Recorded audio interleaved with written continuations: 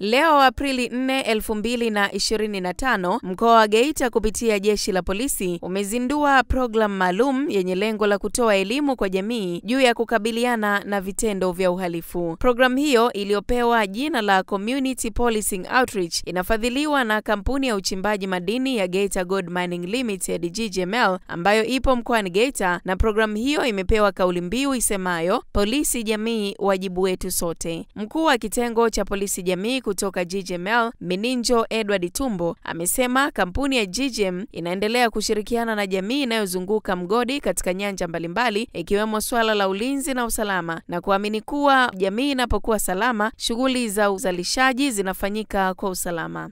Kampuni ya Geita Gold Mine, idara ya ulinzi, tuna mashirikiano ya kiulinzi vijiji na mitaa inayozunguka mgodi.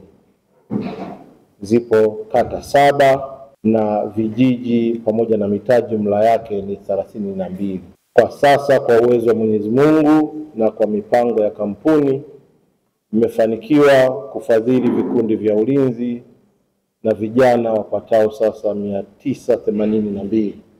Lakini katika programu ambayo tunayoifadhili kwenye mitaa na vijiji hivyo, vijiji vimeweza kunufaika kwa maana ya kwamba amani, ambacho ndio kitu cha msingi sana kwenye mitaa na vijiji. Lakini la pili, wameweza kufanya shughuli za kimaendeleo kwenye mitaa na vijiji vyao.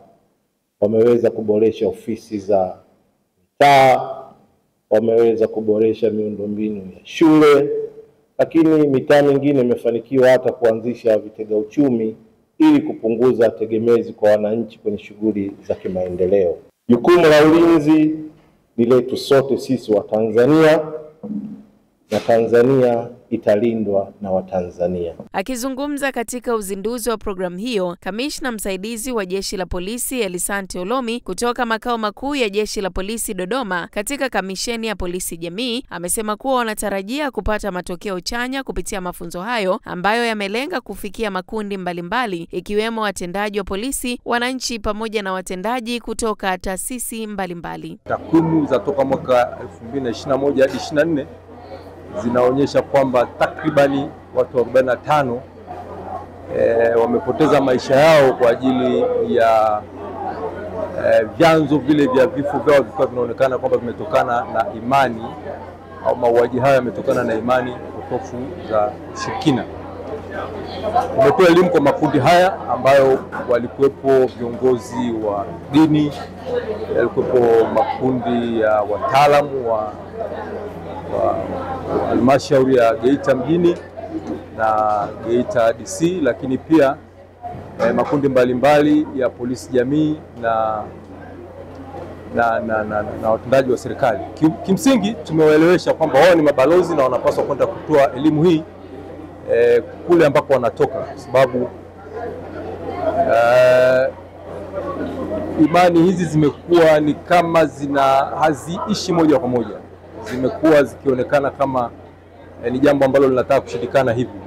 Lakini jeshi la polisi kupitia kamisheni ya polisi jamii tunawaambia tushirikiane ili waweze kwenda kuielimisha jamii kwamba hizi imani ni imani potofu, na mtu hawezi akapoteza uhai wake kwa kuhisiwa tu kwamba yeye aidha amemloga mtu au kama ni ndugu zetu wale wenye ulemavu wa ngozi albino, kwamba yeye kiungo chake kikipatikana basi kinaweza kusaidia mtu kwenda kupata madini kwenye migodi, kiungo chake kinaweza kikatumika kwenda kupata ushindi katika uchaguzi. Hizo imani tumewaambia ni potofu na tunapaswa kuzikemea kwa pamoja, hasa kipindi hiki ambacho tunaelekea uchaguzi mkuu wa serikali mwezi Oktoba. Kamanda wa jeshi la polisi mkoa wa Geita, kamishna msaidizi mwandamizi wa polisi Safia Jongo, amesema moja ya sababu kuu ambazo zilikuwa zinachangia katika matukio ya uhalifu ni pamoja na imani za kishirikina kupitia ramli chonganishi. Hata hivyo, juhudi mbalimbali zimeendelea kuchukuliwa ili kukabiliana na vitendo vya uhalifu mkoani Geita, ikiwemo mafanikio ya kampeni ya Ongea Nao iliyozinduliwa na jeshi la polisi mkoani Geita, ambayo ilisaidia kupunguza matukio ya mauaji kutoka 49 mwaka 2022 hadi matukio 32 mwaka 2023, ikiwa ni sawa na upungufu wa 34%. Asilimia tuseme 80 ya matukio ya mauaji mkoa wa Geita chanzo chake ni waganga wa jadi, hata ikiwa ni mgogoro wa ardhi, kwa sababu yapo matukio ambayo chanzo chake ni mgogoro wa ardhi, lakini kutokana na ule mgogoro wanaenda kwa waganga wa jadi. Wakienda kwa waganga wa jadi, mganga wa jadi anawaahidi kuwasaidia kwa mbinu za kiasili na hatimaye yanapelekea mauaji. Lakini kwa kupitia dhana ya polisi jamii na ulinzi shirikishi, wananchi wamekuwa wakitoa ushirikiano sana, ambapo akienda akipigiwa na mli chonganishi anakuwa wa kwanza kuja kutoa taarifa polisi kwamba afande, mimi nilikuwa na changamoto ya mgogoro wa ardhi, lakini tumeenda kwa mganga wa kienyeji anatuambia amuue yule mpinzani wetu ili ardhi bakie ya kwetu peke yake. Lakini sisi nia yetu ilikuwa atusaidie tushinde kesi au maamuzi yatoke dhidi yetu, sio kuua. Kwa hiyo imechangia sana kupunguza matukio ya mauaji. Yamepungua sana.